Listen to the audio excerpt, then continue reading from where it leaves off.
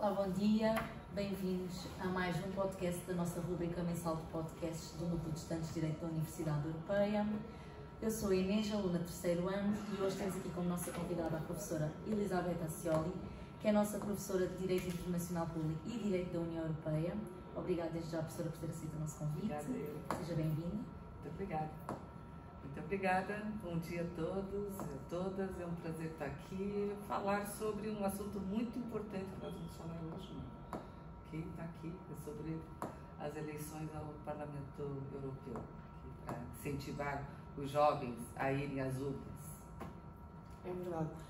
O meu nome é Rafael Nunes, sou estudante de segundo ano e então o tema deste podcast será então as eleições europeias e tem como objetivo elucidar todos aqueles que estão a assistir ao nosso podcast sobre aquilo que é as eleições europeias e sua importância. Temos aqui algumas questões preparadas para a professora e vamos então começar com as questões. Professora, tendo em conta que as eleições para o Parlamento Europeu estão próximas, que é já no dia 9 de junho deste ano, pelo menos em Portugal, creio que seria importante começar por elucidar sobre o que é o Parlamento Europeu e o que é que faz o Parlamento Europeu. Bem, o Parlamento Europeu é uma das instituições mais importantes, olha para cá, mais importantes. Desculpa aqui que já atrapalhei aqui a conversa, mas é porque eu estou olhando para lá e olho para cá. Eu vou olhar para vocês todos, os meus alunos queridos. Olha, o Parlamento Europeu é a instituição mais democrática da União Europeia. Por que é a mais democrática? Porque é a única instituição que vai a votos. Os cidadãos elegem os eurodeputados. E elegem para quê? O que é que eles fazem? Legislam. Se o Parlamento Nacional legisla, o Parlamento Europeu, eles também legislam. E qual é o reflexo da legislação europeia para os cidadãos europeus? É todo.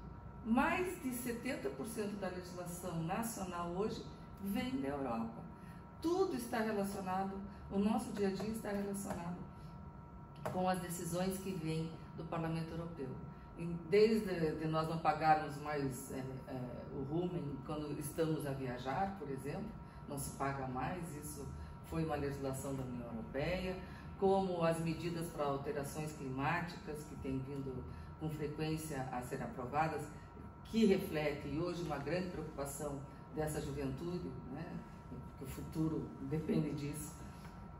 Também tem muita legislação da União Europeia, a questão da agricultura agora, dessa crise grande agora por causa dos agricultores europeus, as decisões da política agrícola comum vêm da União Europeia, decisões importantes até para incentivar os jovens agricultores vêm da União Europeia, ou seja, a livre circulação de pessoas, né, nós podermos ir e vir sem controle nenhum nas fronteiras, tudo isso é reflexo não só do Parlamento Europeu, mas como da Comissão e do Conselho, que os três legislam juntos. Quem foi meu aluno já lembra da tríade institucional, Comissão, Conselho e Parlamento. Mas o Parlamento é das instituições mais acarinhadas, vamos dizer assim, da União Europeia. Por quê? Porque no começo ele não era eleito pelo voto direto, era eleito os parlamentos nacionais é que indicavam parlamentares nacionais para participar do Parlamento Europeu. Desde 1979 é que as eleições passaram a ser diretas. Então todos os cidadãos escolhem. E isso é muito importante porque é a vontade dos cidadãos.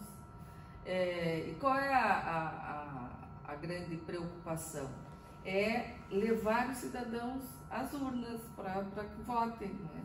Eu acho que esse é o tema, eu já não vou me adiantar, mas esse é o tema da nossa conversa, porque as eleições existem, estão aí preparadas, o Rafael aqui disse dia 9, vai ser aqui dia 9, mas acontece nos 27 Estados-membros e as eleições são entre 6 e 9, então são 4 dias para as eleições. Aqui em Portugal será então no dia 9 de junho, uma data muito arriscada, diga-se de passagem, poderia ser dia 6, poderia ser dia 7, ou poderia ser 2 dias seguidos, alguns estados serão, porque dia 9 é véspera de um grande feriado que cai numa segunda-feira, que é o dia de Portugal, dia 10. Então vai ser aqui mais uma expectativa grande para saber quantos comparecerão, porque Portugal foi um dos países que teve a maior abstenção nas últimas eleições de 2019, mais de 60% de abstenção, e isso preocupa. E nós já vamos ver aqui, na sequência da conversa, por que é que preocupa. Professora, por acaso isso era uma pergunta que eu lhe ia fazer, qual a taxa mais ou menos de abstenção, mas eu acho que isso também é muito pela desinformação das pessoas. Pelo menos, se calhar sou eu que também sou um pouco desinformada, mas acho que não há como é que eu ia te explicar? No entanto, a voz nem a importância às eleições europeias, como por exemplo se dá para a Assembleia da República. Precisamente, eu acho que a importância que se dá é mínima e as pessoas acabam por não ter o conhecimento que se calhar vamos poder passar hoje, por exemplo. É verdade. E se nós, aliás, houve aqui o Eurobarômetro, que saiu agora, dizendo que 80% da população portuguesa não sabia a data das eleições. Mas isso também se reflete porque acabamos de sair de eleições, né? Portugal estava focado numa outra eleição, mas eu admito que as aldeias mais remotas de Portugal não têm a menor ideia do que é o Parlamento Europeu, do que faz o Parlamento Europeu e qual é a importância de votar para o Parlamento Europeu. Deveria ser um trabalho maior por parte dos países para que essa informação chegue a todo Portugal, né? Portugal inteiro, vamos dizer agora. Mas é um trabalho que deve ser feito pelos partidos políticos. São os partidos políticos que têm que fazer a campanha, não é? Para o Parlamento Europeu. Então eles devem aqui estimular para que leve esse conhecimento. Até porque, veja, só para fechar aqui, semana que vem nós vamos comemorar 50 anos, né, do 25 de abril. E as pessoas têm que se recordar do que aconteceu antes do 25 de abril. E tem que se recordar, e tem que olhar para hoje, olhar para o passado, olhar para o presente. O futuro a Deus pertence, o futuro não anda muito claro e muito ensolarado, né? Vamos lá ver o que nos reserva. Mas temos que olhar para o presente e olhar para o passado. E a União Europeia deu um salto muito importante para o desenvolvimento do continente europeu. E também não faz muito tempo, quer dizer, então 25 de abril, estão completando 50 anos, a União Europeia completou 70, são mais 2 décadas, aí, 70 e alguns. São mais algumas décadas que a União Europeia tem, como Comunidade Econômica Europeia, antes, de avanço. Mas é muito importante chamar a atenção dos mais idosos que estão nas aldeias, por exemplo, para lembrar a diferença entre ditadura e democracia. E que a União Europeia, um dos valores fundamentais da União Europeia é a democracia. O passaporte, se um país quiser entrar na União Europeia, o passaporte que ele tem que mostrar para a União Europeia é ser um país democrático. E isso, os mais idosos aqui já lembram qual é a diferença entre um e outro. O problema está nos jovens, que já nasceram numa Europa aberta, já nasceram numa Europa sem fronteiras e que não tem essa percepção. Então, para responder a pergunta, é importante alertar os mais velhos para lembrar o que já foi e o que pode vir a ser, porque também é uma preocupação muito grande dentro da União Europeia, e os jovens para também chamar a atenção sobre o mesmo fato. Eu ia perguntar à professora se achava que o facto de Portugal ter uma população mais envelhecida se podia, de certa forma, influenciar nessa abstenção. Mas, agora com a resposta da professora e com o que a professora disse, sinto que não são só os mais idosos que importam, mas também os mais jovens, porque de certa forma também, se calhar não estamos tão bem informados, e nós temos a sorte de andar em direito e poder estudar isso, mas há muitos jovens que não andam na mesma licenciatura que nós e não têm o mesmo conhecimento e o mesmo poder de conhecimento a nível letivo que nós. Ou seja, isso acaba também por ser uma preocupação. Sim, com certeza. E os jovens ainda mais, porque o futuro pertence aqui a vocês. Vocês é que têm que cuidar disso. E vocês é que têm que cuidar dessa construção que já está aí, como eu acabei de dizer, há mais de 7 décadas. Vocês é que têm que cuidar. E o mundo está ficando tão confuso que há uma grande preocupação de uma reviravolta também dentro da União Europeia. E por culpa de quem? Não é culpa, vamos tirar a culpa. Por que isso? Porque os cidadãos é que elegem. Quem é que vai às urnas? São os cidadãos que vão às urnas. Então eles é que estão dando a direção, eles é que vão dar os ventos, quais serão os novos ventos da União Europeia agora, nessas próximas eleições. E é isso que a Europa está um pouco também preocupada. Há um ditado, não sei se é um ditado, mas é uma frase que diz que a história se repete sempre. Esperemos que não. Também espero que não. Também espero que não. E o alerta que eu gostaria de fazer era justamente para os mais jovens, porque a história vai se repetir se essa nova geração não acordar para o que aconteceu no passado, porque é essa geração que vai continuar. E o trabalho, que foi um trabalho muito grande, a União Europeia ganhou até um Prêmio Nobel da Paz em 2012, pelos serviços que prestou.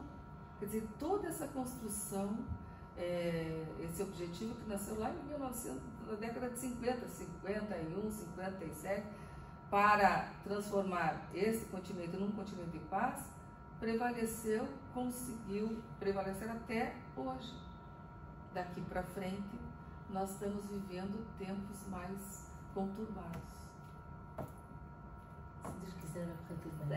Não quero deixar aqui palavras assim muito fortes, mas se vocês começarem a prestar atenção nos noticiários e ler nos jornais, vocês vão ver que o mundo realmente está, as pessoas estão preocupadas.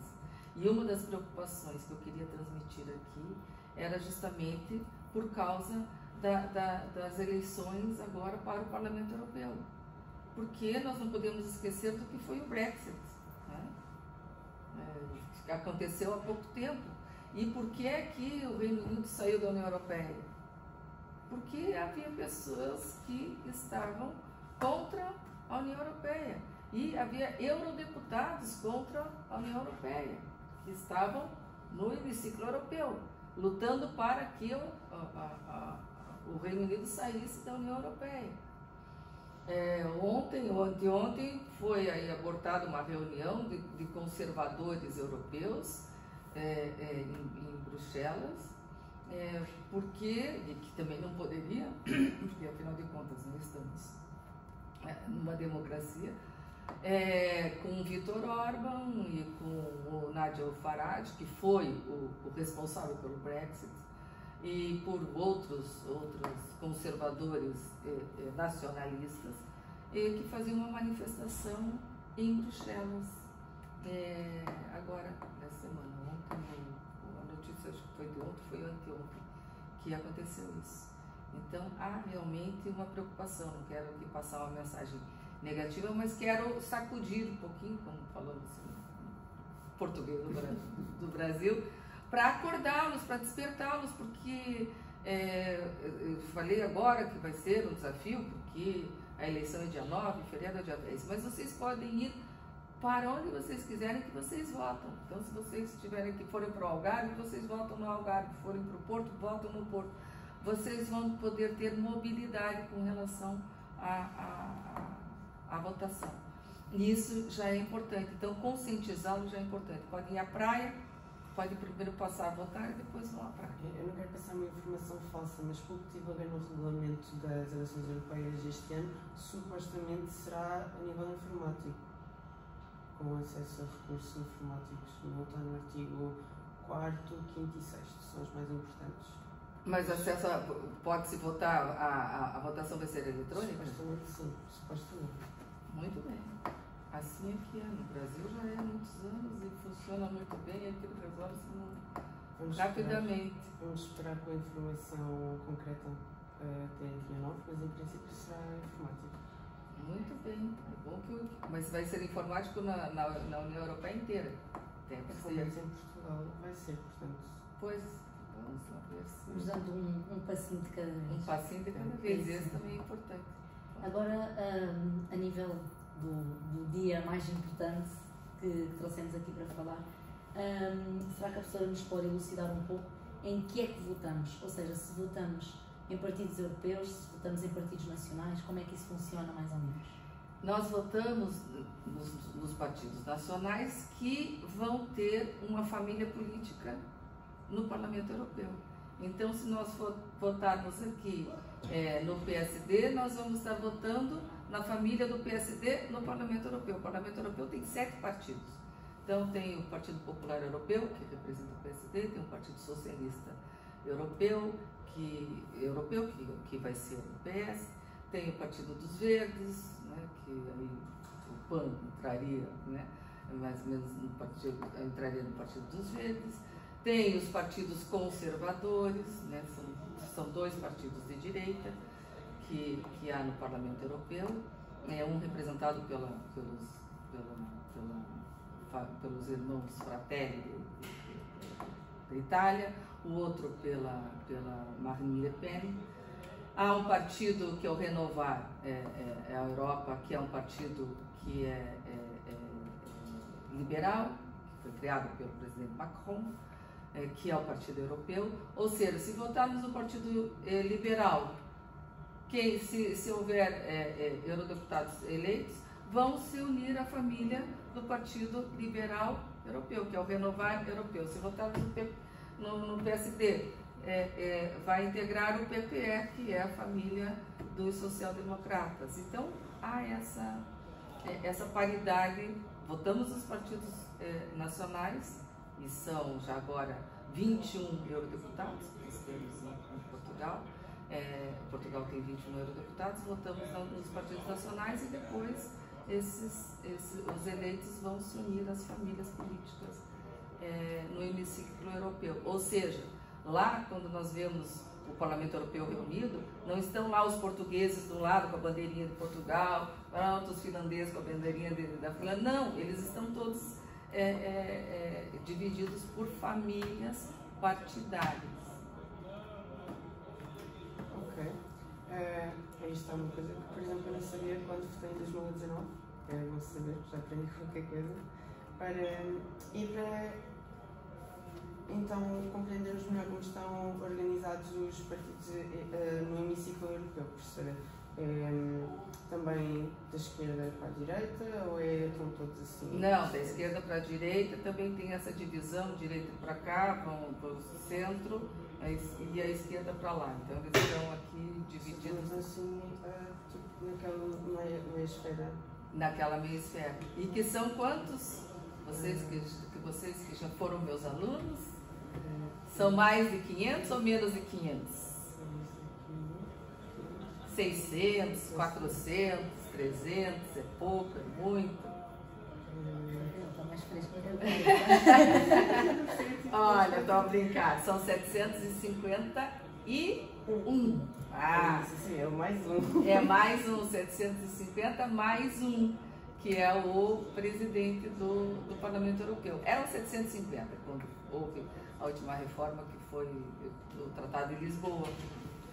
Eram 750, mas como a Itália perderia um eurodeputado e disse que não iria ratificar o tratado porque ia perder um eurodeputado, então resolveram ali aquelas saídas à europeia, que às vezes acontece, e resolveram criar o cargo de presidente. Ficou 750 mais um. Hoje são 705. Por que são 705?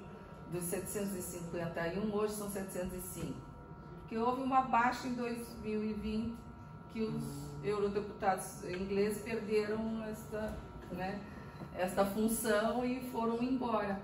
E, aliás, há uma cena muito representativa do Brexit no Parlamento Europeu, que foi a despedida dos eurodeputados europeus, no dia que que eles iriam sair, o Parlamento Europeu fez uma despedida, porque afinal de contas o Reino Unido estava na União Europeia desde 1973.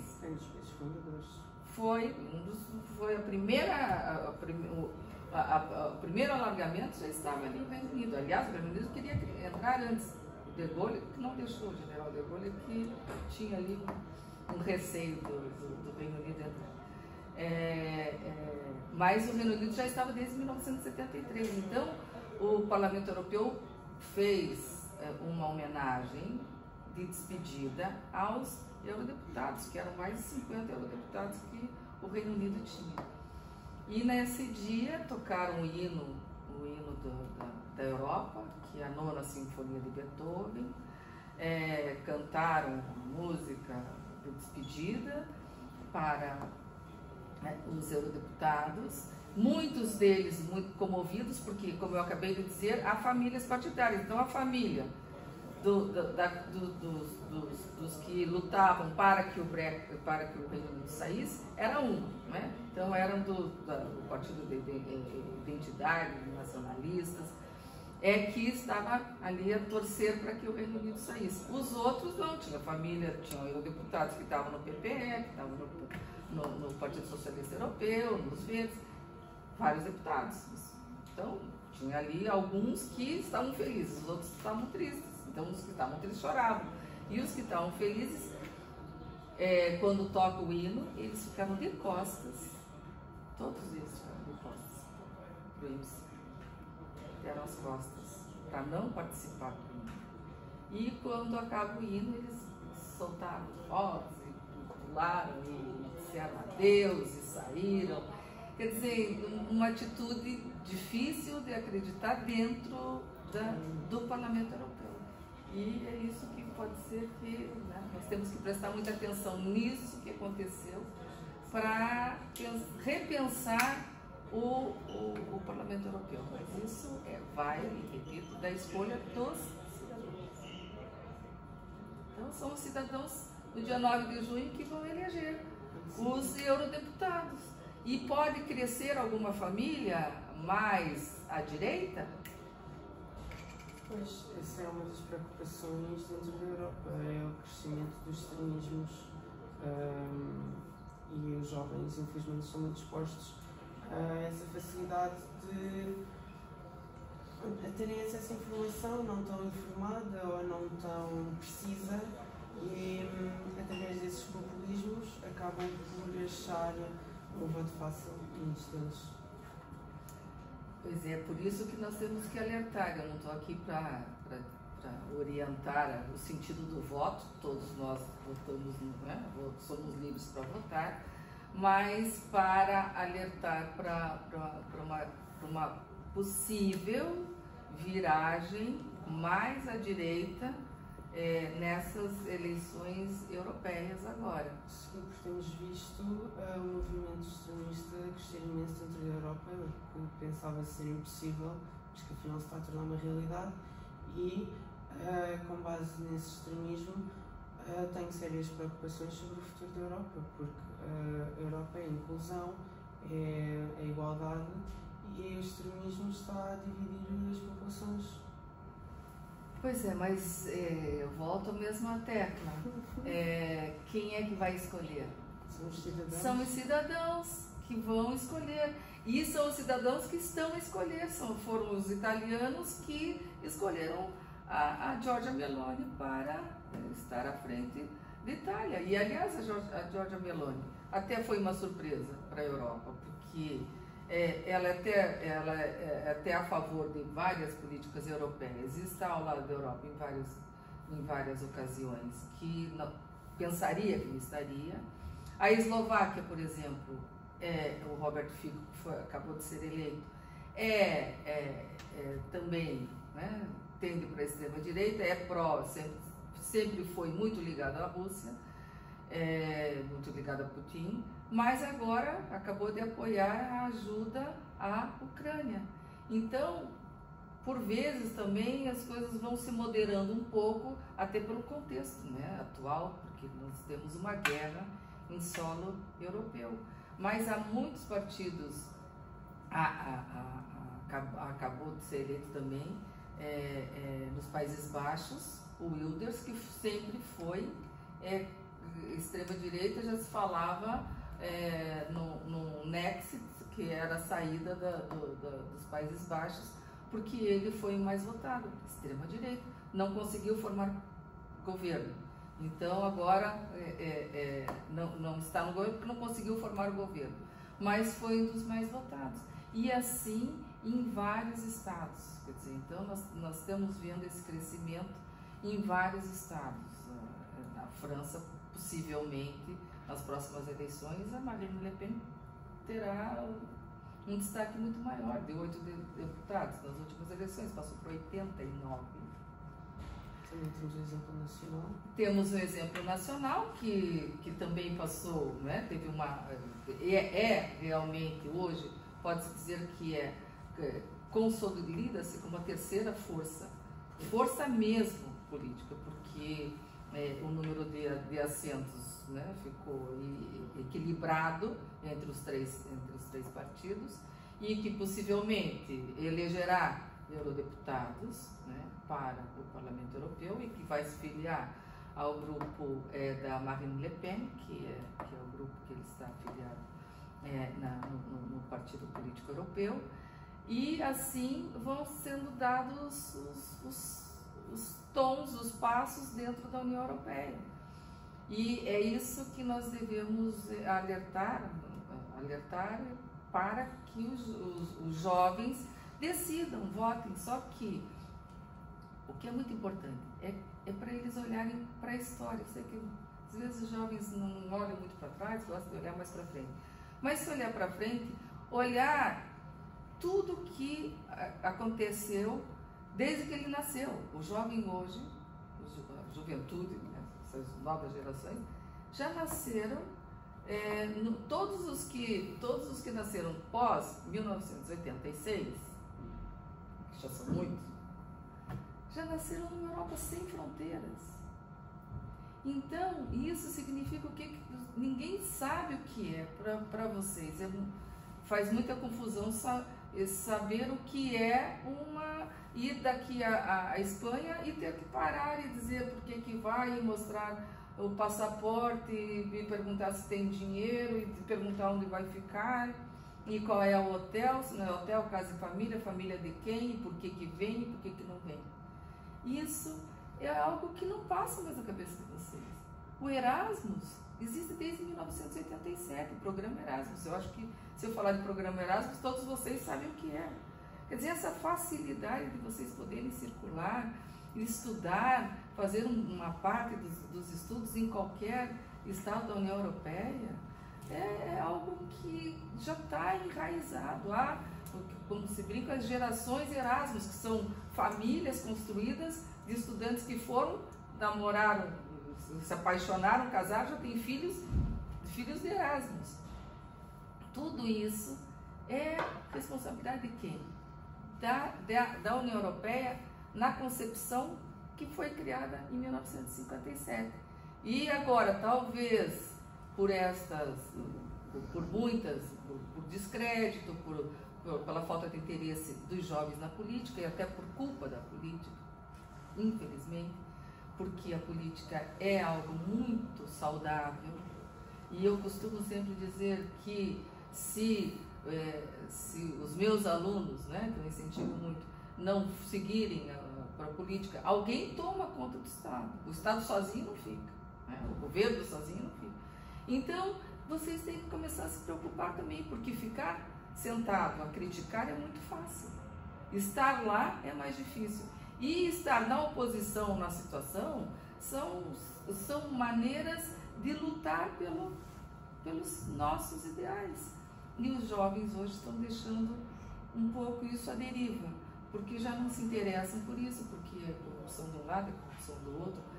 Só aparecem questões que desestimulam os jovens.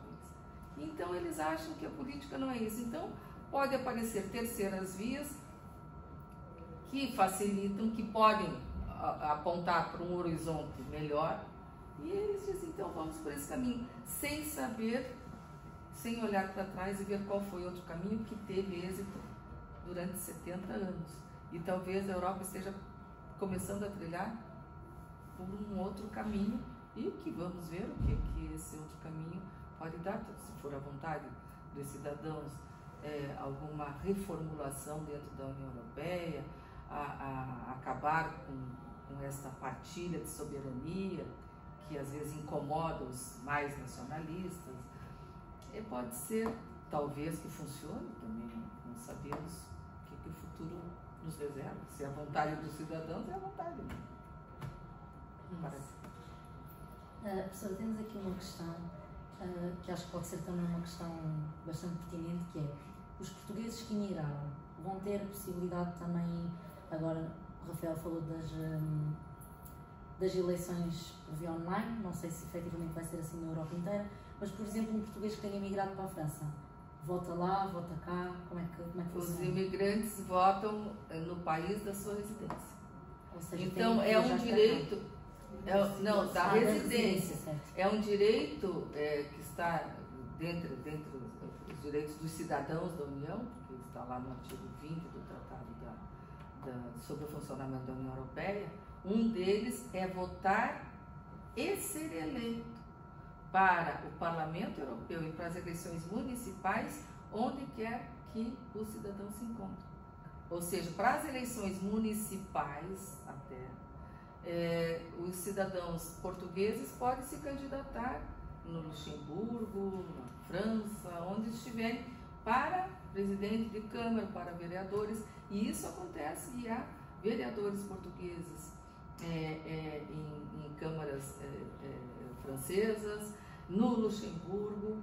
Então, o cidadão europeu, uma das características da cidadania europeia é essa, de poder votar e ser eleito em qualquer um dos estados onde esteja a residir. Ok. E, professora, se nós olharmos para os 27 estados da União Europeia, quem é que tem mais ou menos eurodeputados? Qual é que é o critério? Essa pergunta é muito importante, porque nós ficamos sabendo. Eu falei agora há pouco que Portugal tem 21. E quem ouviu pode ter pensado, será que 21 é bom? Será que todos vêm 21? É pela população. Ou seja, quem tem uma menor população terá o equivalente de menos eurodeputados. Exatamente. E está lá no tratado também que não pode ter menos de 6 eurodeputados e mais de 96. Então, os maiores têm 96, que o maior seria qual? Quem que seria o maior? A Alemanha. 96, e os pequenos ali, Chipre, Malta, Luxemburgo, teriam 6. Então, tem 6. Então, tem 6, a Alemanha tem 96, e depois vai num decréscimo, depois a França tem 73, e a Espanha e a Polônia tem 53 eurodeputados, e os médios são os que têm ali entre 30 e 20 e poucos deputados, e Portugal, nesse contexto, não é um país pequeno, é um país médio para o Parlamento Europeu, com seus 21 eurodeputados. Aí, quando acontece a eleição, vai acontecer a eleição aqui. Então, vamos ver quais foram a votação dos partidos, né? Então, se o PSD ou o PS conseguiu 33% dos votos, o PSD 26%, o Chega conseguiu 12%. Vão ver a percentagem dos partidos e daí vão ver, dentro dessa porcentagem, quantas cadeiras é que eles conseguem. Então, nas últimas, por exemplo, o PS ficou com 9 eurodeputados, teve 30 e poucos %, o PSD ficou com 6 eurodeputados, teve 20%, e assim por diante. E o PAN até conseguiu 1 eurodeputado nas últimas eleições. Agora, então, depois que acontece isso, eles chegam no Parlamento Europeu e vão lá procurar bater a porta das suas famílias políticas. Olha, eu sou o Rafael, fui eleito pelo PAN, vim aqui, quero me filiar ao seu partido, e vai se filiar àquele partido. Isso é muito interessante. E depois o que acontece? Só para fechar aqui. e depois o que vocês vão fazer? Então o Rafael chegou lá, bateu a Inês, bateu na outra porta também, olha, nós acabamos de ser eleitos. O que vocês vão fazer? Vão trabalhar em comissões, tem a reunião das comissões, são 20 comissões dentro do Parlamento Europeu.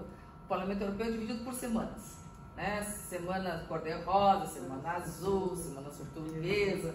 Então são semanas. A primeira semana, sempre a semana do plenário, onde estão lá os 705. Agora na próxima eleição serão 720, já aumentaram alguns.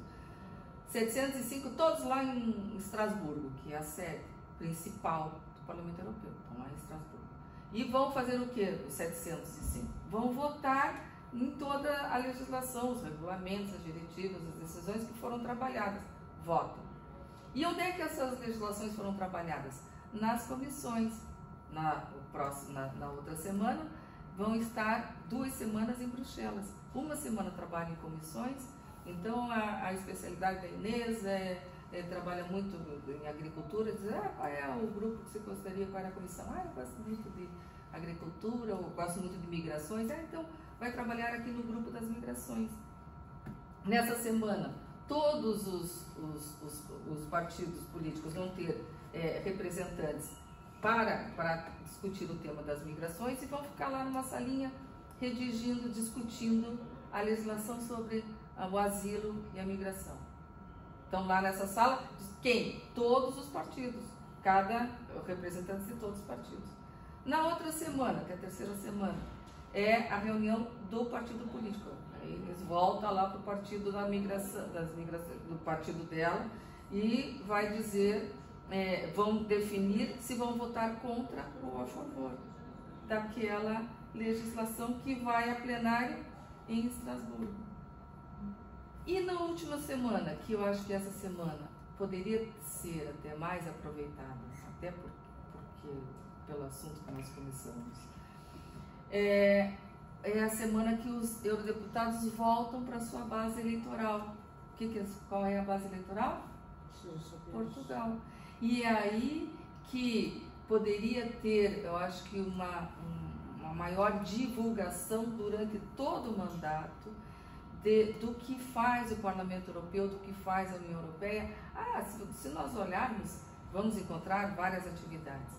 Mas poderia aumentar um pouco. Nós vemos aí, às vezes, eurodeputados na televisão, nos debates televisivos, mas também no interior de Portugal, fazer atividades que o Parlamento Europeu esteja presente, justamente para divulgar esse trabalho espetacular que a União Europeia faz.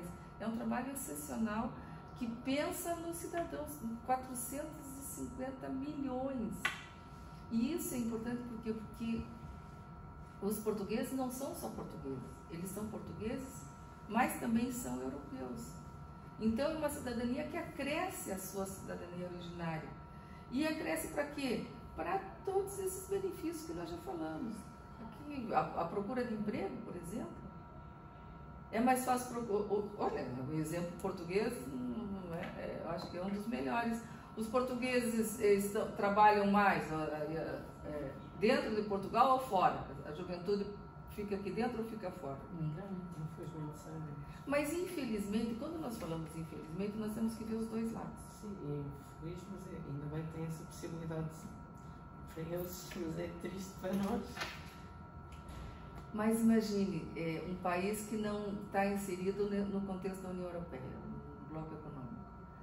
Então, quando a pessoa se forma no Brasil, as pessoas se formam e tem que arranjar emprego aonde?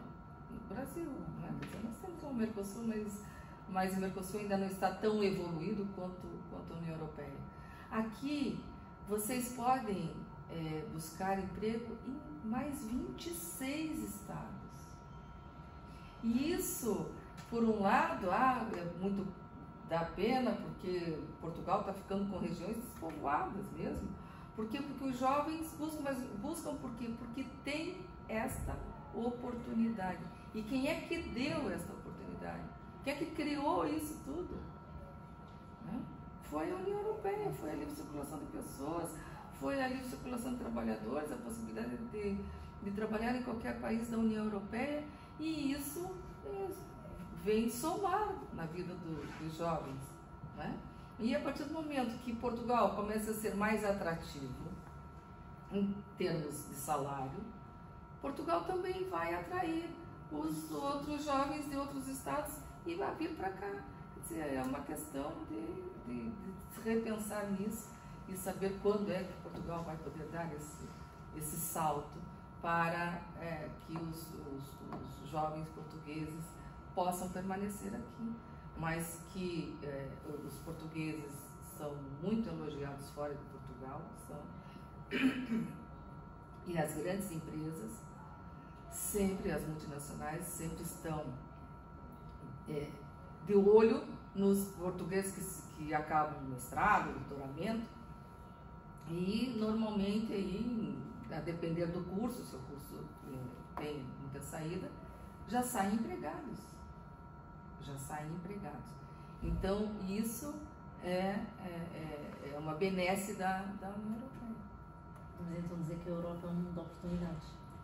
É um mundo de oportunidades, e algumas ainda que até trouxe aqui alguns incentivos aqui para falar bem da União Europeia para os jovens, que vocês têm possibilidade de fazer trabalhos de voluntariado, há programas de voluntariado dentro da União Europeia, que vocês se inscrevem e para trabalhar como voluntários. E hoje o voluntariado é uma ferramenta muito importante até para os currículos de vocês. Hoje acabou-se aquela ideia de que as pessoas tinham que ser workaholics, tem que só trabalhar, ser focado só naquele objetivo, trabalhar 24 horas por dia.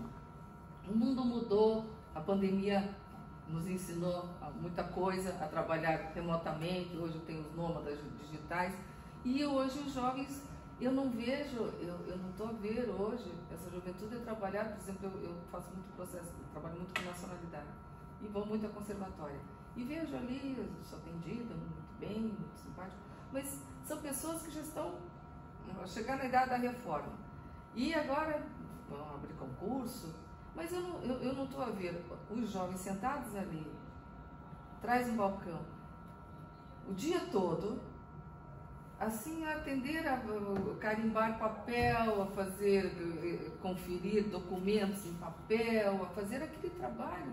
Hoje em dia o mundo está mais ágil, né? E, para além disso, os jovens também privilegiam tempos livres, e isso é bom. E também o voluntariado. O voluntariado é muito importante. E a União Europeia tem um programa onde as pessoas podem se inscrever. Não é só na União Europeia, várias organizações não governamentais, internacionais tem. Mas a União Europeia tem um programa que eu até trouxe aqui, que é o Corpo Europeu de Solidariedade. Então, para aqueles que quiserem, escrevam Corpo Europeu de Solidariedade, que financia essas atividades de voluntariado. Vocês veem onde é que há vagas, se inscrevem e fazem o voluntariado. E agora abriram ainda para ajuda humanitária. Então, para ajuda humanitária, que é esse orçamento que vai até o 2027, é um orçamento reforçado para os jovens que queiram prestar ajuda humanitária. E ajuda humanitária nós estamos vendo aí que o mundo precisa muito, né? Então, há essa possibilidade também para os jovens, como dizia Inês, é um mar de oportunidades, e realmente né? Não só para o voluntariado, mas para carreiras profissionais também. Mas isso talvez aí eu fale um pouquinho depois, eu não sei como é que nós andamos no tempo, que eu já estou falando muito. Está tudo ok. Temos aqui uma questão ainda sobre o tema em específico das eleições europeias, que é: diz-se e fala-se que as eleições europeias são um teste aos sistemas europeus. O que é que isso significa? Pois significa aquilo que eu já estava a falar há pouco, que as eleições europeias, então, os candidatos, os partidos políticos, melhor dizendo, então, os maiores partidos políticos dentro do Parlamento Europeu, PPE, que é o Partido Socialista, o Partido Popular Europeu, que é o social-democrata, e o Partido Socialista Europeu. Esses são os dois maiores. Então são sempre um ou outro é que vão obter o maior número de assentos no Parlamento Europeu. O Tratado de Lisboa criou uma figura que é o cabeça de lista, vamos dizer assim, para a Comissão Europeia. Então, é algo muito importante. O parlamento, esses partidos políticos europeus, eles agora vão começar a campanha, quando estão em campanha, o próprio partido vai dizer, se o nosso partido, se o Partido Popular Europeu tiver o maior número de assentos no Parlamento Europeu, for o mais votado, o nosso nome para presidente da comissão será a Ursula von der Leyen, outra vez. Então, quem vota no PSD aqui, já sabe que se o PSD, o PPE, que é o partido que representa lá, for o mais votado, quem é que vai ser a pessoa que aquele partido vai indicar para presidir a Comissão Europeia? Será a Ursula von der Leyen. Então, indiretamente durante as eleições, nós estamos também a influenciar a nomeação para o presidente da Comissão. A nomeação para o presidente da Comissão. O Partido Socialista Europeu escolheu um cidadão, o Schmidt, que é luxemburguês. Então, este vai ser o nome que eles vão indicar para o Conselho Europeu aprovar. Então, nós indiretamente, quando votamos para o Parlamento Europeu, já estamos escolhendo o quê? Como eu costumo dizer nas minhas aulas, a Comissão Europeia é o governo da União. A Ursula von der Leyen é a primeira-ministra da União Europeia e ela tem 26 ministros, que são os 26 comissários. Cada comissário tem uma pasta. O comissário português tem a pasta da Reforma e Coesão Social. Elisa Ferreira, hoje comissária, tem essa pasta lá. Então, cada comissário tem uma pasta e é um governo dentro da União Europeia. A Comissão Europeia é um governo. É o governo da União. Poder Executivo. O Parlamento Europeu, Poder Legislativo. E, então, o Poder Executivo está na Comissão. Quando nós votamos no Parlamento Europeu, indiretamente estamos votando para este governo. E agora, o que eu queria chamar a atenção? Se esses dois partidos, os dois partidos mais à direita do Parlamento Europeu, que é o Partido dos Conservadores e Reformistas Europeus e o Grupo Identidade e Democracia, o Grupo de Conservadores e Reformistas Europeus é da Giorgia Meloni, era presidente desse grupo antes de se tornar primeira-ministra da Itália.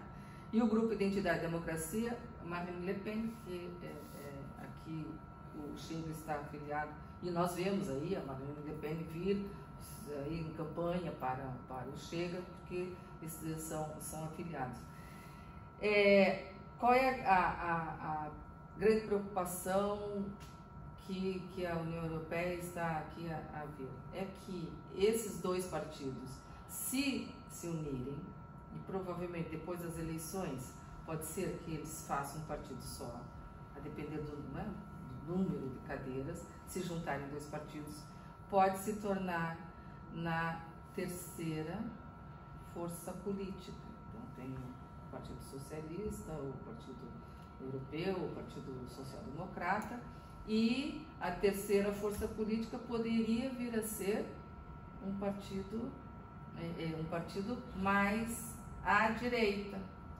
E isso tudo vai fortalecendo a direita, ao ponto de chegar a uma situação, talvez, por vontade dos eleitores, e isso a vontade é dos cidadãos da União, de nas próximas eleições, não nessa, mas nas próximas, já esse partido que já vai estar mais fortalecido, que são a junção de dois partidos de extrema-direita, poder indicar também já um representante para a Comissão Europeia e ser ele o mais votado e a União Europeia passar a ter um governo já, aí, Poder Executivo mais mais à direita. Então essa é uma das possibilidades, vamos dizer assim.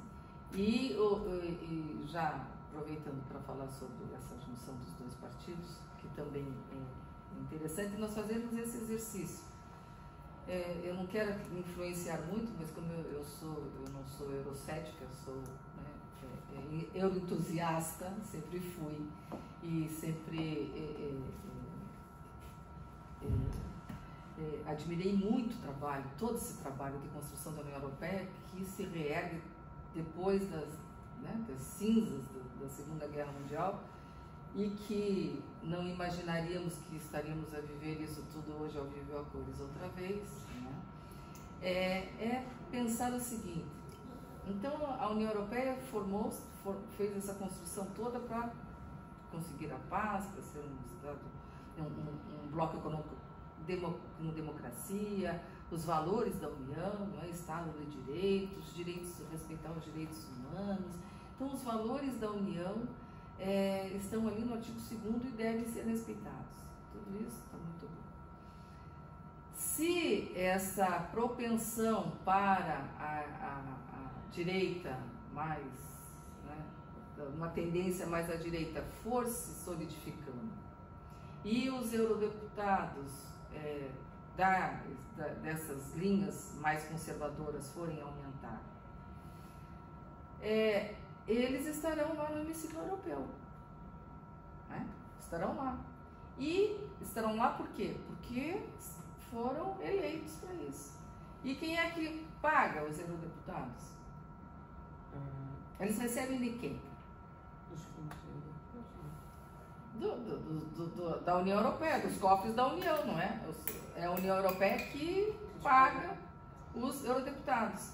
E pode haver uma viragem aqui, que aquelas pessoas que a União Europeia paga, que são os eurodeputados, estão lá a trabalhar contra todo esse projeto da União, como aconteceu com os eurodeputados ingleses, que eu disse que viraram as costas, que foram embora, e que conseguiram aquele objetivo, que era retirar o Reino Unido da União.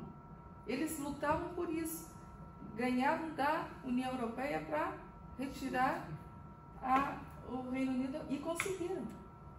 E isso está crescendo. E é essa a grande preocupação, que de repente a União Europeia haja uma implosão, seja de dentro para fora. Por quê? Porque são os próprios eurodeputados que lá estão, e talvez no futuro até um governo da União que se indique, né, que vá mais para a direita, que transforme isso. Mas eu não quero aqui também passar uma mensagem porque eu não quero condicionar os votos aqui, mas eu quero só dizer que é uma tendência, como disse o Rafael, a história, né, se repete. Talvez hoje os cidadãos queiram mesmo algo não tão profundo como a União Europeia não tão supranacional, não com tanta partilha, tentando ali que a soberania dos Estados volte, né? Porque para os Estados é difícil partilhar a soberania, mas eles partilham. Por quê? Porque a União Europeia está acima dos interesses nacionais. Mas isso tudo vai se modificando, e hoje os Estados talvez achem que isso não é uma preocupação maior é resguardar, preservar a soberania dos Estados. E pode ser que a tendência seja seguir por esse caminho. Agora, o que não se pode deixar é que esse espaço fique vazio, e que nas eleições, por exemplo, aqui em Portugal, 60%, quase 70% de abstenção. É esse espaço que se deve ocupar. E quem é que deve ocupar esse espaço? São os jovens, porque a Europa é para vocês. E vocês é que tem que determinar qual é o andar da União Europeia que vocês querem. Por isso que é muito importante, porque o que está em jogo é o futuro dos cidadãos da União. Mas não é o jogo, o futuro que vocês quiserem. Se esse futuro de Erasmus, esse futuro de portas abertas, de livre circulação de pessoas, de não controle de fronteiras, é um futuro que não interessa, vocês estão mais preocupados em fechar mais os estados, em conter a imigração, como não é, ultimamente temos visto alguns estados aqui, como os democratas suecos, que ganharam, que fazem parte da coligação na Suécia. Na Suécia e na Finlândia, partidos de extrema-direita já estão em coligação com governos. A AfD, que é a alemã, está em alta, está a crescer. Na Alemanha também, na Holanda ganharam, em França estamos vendo isso, na Eslováquia. Então, em vários estados, o slogan desse partido, democratas, que tem graça, democratas suecos, por exemplo, partido, dizia: o perigo vem de fora. O slogan era isso. Para quê? Para fechar as fronteiras. Por quê? Porque há muita insegurança hoje dentro da União Europeia.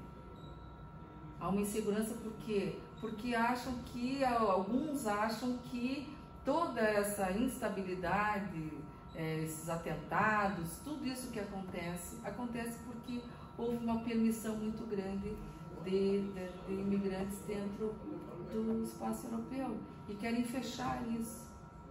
Então, isso tudo é o compasso que a Europa vai dar a partir da vontade dos cidadãos. Querem pensar nisso, estão mais preocupados com isso.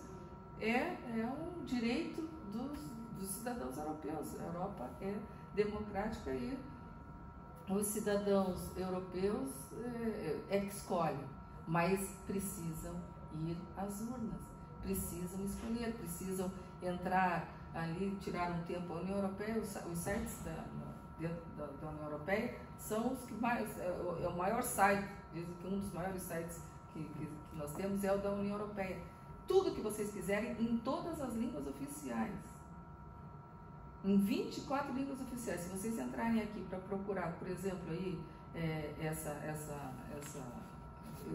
Corpo Europeu de Solidariedade, vocês põem em português e aparece tudo em português.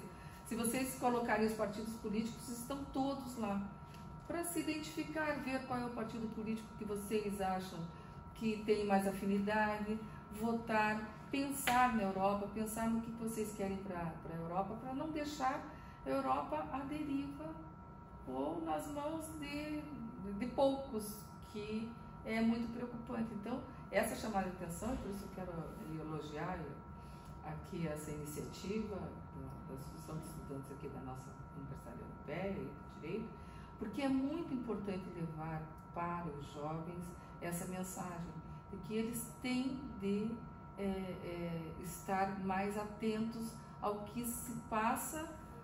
Por quê? Porque disso depende o futuro dos jovens que vivem na Europa. Essa era mesmo, antes de terminarmos, a nossa última questão, que era: qual era o conselho da professora para os jovens que esperemos que vão ficar?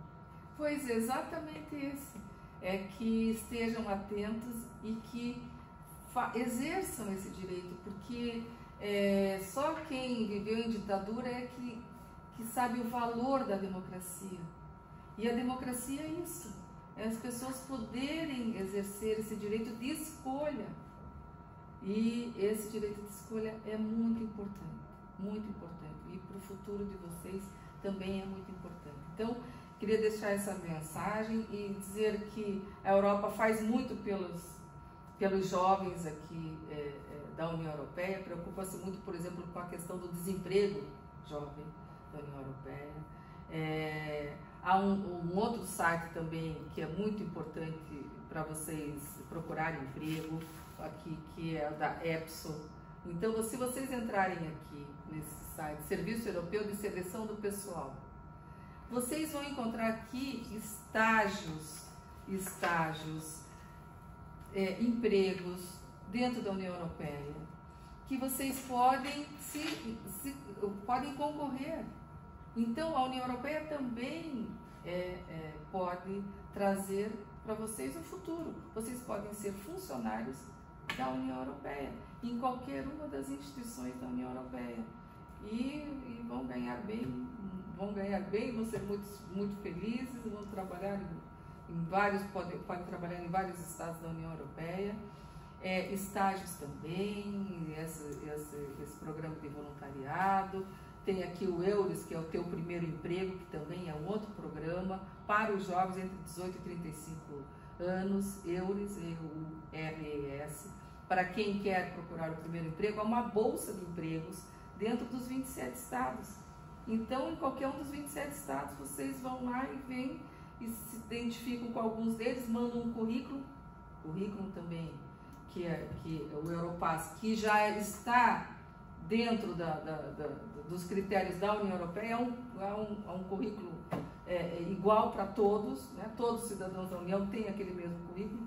Tudo isso já está prontinho para vocês utilizarem. Então olhando para o lado bom da União Europeia, é que eu peço para os jovens continuarem a levar esse sonho europeu, que é de tentar preservar a paz dentro da União Europeia num momento muito conturbado, onde nós precisamos também olhar para isso, precisamos que a Europa continue a apoiar a Ucrânia.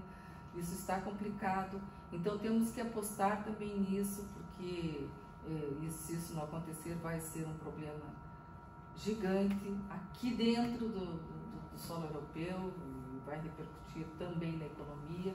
Então todos esses sinais são para que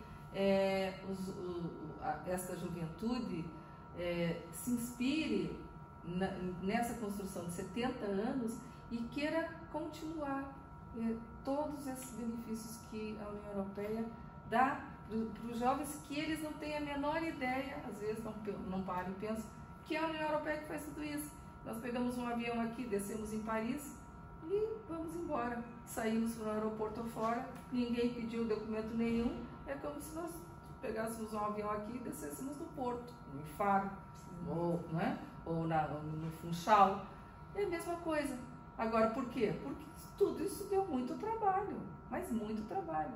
E eu acho que é isso que os jovens devem começar a pensar, a olhar a Europa como um mar, como disse, de oportunidades, e que já está a dar essas oportunidades há muito tempo para Portugal, desde 1986, quando Portugal entrou na União Europeia. É muito trabalho esse que também fala, inclusivamente, no livro que escreveu, correto? Pois. Quando compara o Mercosul e a União Europeia. Pois, eu tenho esse meu livro aqui, que há muito tempo que eu estudo a União Europeia e o Mercosul, e lancei agora, essa já é a 5ª edição, que vai crescendo, né? A cada edição cresce, que eu faço uma comparação entre blocos econômicos, entre o Mercosul e a União Europeia, e estudo isso desde o início do Mercosul, que foi lá em 1991, eu fiz aqui o meu mestrado em 92, 93, estudei o Tratado de Roma, o Tratado de Maastricht, e me dediquei à comparação desses dois blocos. E é só para dizer uma coisa importante aqui, quando nós falamos em blocos econômicos, eu estudo muito os blocos econômicos, que essa construção da União Europeia que eu estou falando, já falei muito, da paz, do final da Segunda Guerra, de juntar França e Alemanha, que é uma coisa inacreditável, é como juntar a Rússia e a Ucrânia, 5 anos depois que essa guerra acabar, 5 anos depois a Ucrânia e a Rússia estarem juntos, é algo impensável, e eles conseguiram isso. E conseguiram, de uma comunidade só para o carvão e o aço, conseguiram estender para a economia toda e conseguiram transformar numa União Europeia e em tudo isso que nós já falamos. Mas tudo isso eles fizeram por quê? Porque eles passaram por 2 guerras. Na metade do século. Nos primeiros 50 anos do século passado, 2 guerras, imagine 2. Nós estamos aqui em pânico, né? 2 guerras mundiais. E isso serviu de lição para quê? Para que eles deixassem de lado aquela soberania clássica dos estados e pensasse num projeto onde uma instituição, um bloco econômico estaria acima dos interesses nacionais. E os próprios estados iriam partilhar a soberania, dividir a soberania, para que essas instituições pudessem conduzir a União, que foi o que aconteceu. Partilhar, isso tudo é história, conta, que é o que esses partidos hoje, mais à direita, querem retomar, a soberania. E lá em 1950 eles pensaram nisso, e por isso que a votação é por maioria, não é por unanimidade, aquilo tudo que nós discutimos em sala, que é muito difícil, que é muito bonito na fotografia, dizer, Portugal, então Portugal votou contra o regulamento das pescas, que prejudicou aqui Portugal porque tem muito mar, votou contra, a maioria votou a favor. O que Portugal faz? Vai ter que se submeter a uma legislação que prejudica o seu país, é algo difícil para o país, mas o que está acima do país? A União. Esse é o modelo criado para a União Europeia, por quê? Porque passou por 2 guerras mundiais. O Mercosul é um bloco econômico também, que também quer chegar a um mercado comum, mas é um mercado comum diferente do mercado comum europeu. E ele não pode querer copiar o modelo europeu. Muitos falam que o Mercosul não teve a coragem de copiar o modelo supranacional, o modelo da União, mas ele não pode copiar, sabe por quê? Porque um bloco econômico nós fazemos com os vizinhos. Quando nós queremos fazer um bloco econômico, tem que olhar para os vizinhos para ver quem faz fronteira. Mas também temos que olhar para a história. E a história da União Europeia é única.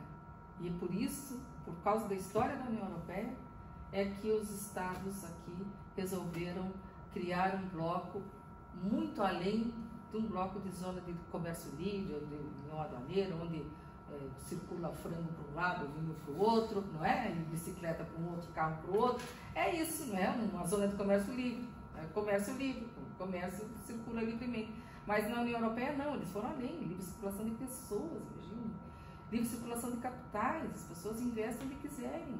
Há sempre uma preocupação dos estados, as terras de fronteira os estrangeiros não compram. No Brasil há uma legislação do estrangeiro que estrangeiro não compra terra de fronteira, é sempre uma preocupação.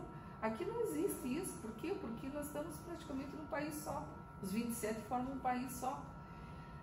No Mercosul não houve essa preocupação, não pode ser o mesmo modelo, por quê? Porque o Mercosul olha para a geografia, juntou-se ali com a Argentina, com o Paraguai, com o Uruguai, que são os vizinhos, e a Venezuela, que está de castigo, está suspensa. Mas a história não é a mesma.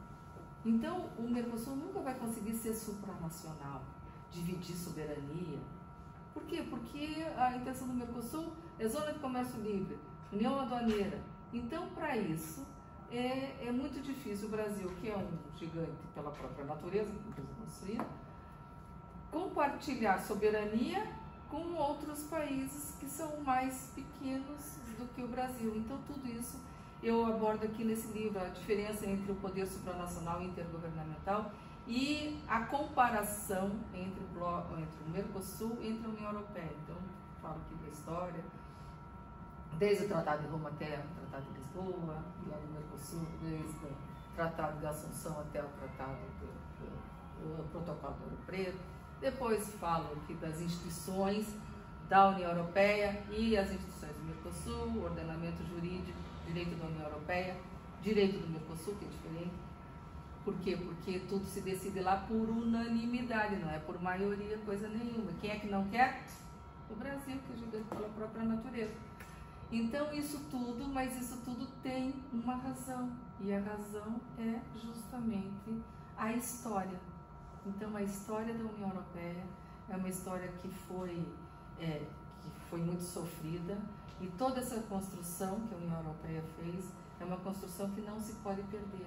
E quem são os responsáveis por tornar viva e seguir toda essa trajetória da União Europeia? São vocês.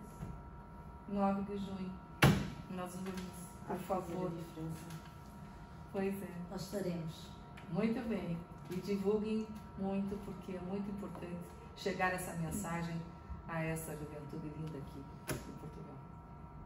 Doutora, mais uma vez agradecemos a disponibilidade e ter aceito o nosso convite. Foi um prazer estar aqui consigo Tenho a certeza que saímos daqui muito mais esclarecidos e que toda a gente que vai poder ver este podcast também vai ser muito mais esclarecido. Mais uma vez, obrigada. Muito obrigada, muito obrigada. Obrigada eu pelo convite e fiquei muito feliz em poder passar essa mensagem aqui. Não sei se falei demais, mas é o costume. Muito obrigada. Obrigada, Foi uma conversa muito agradável.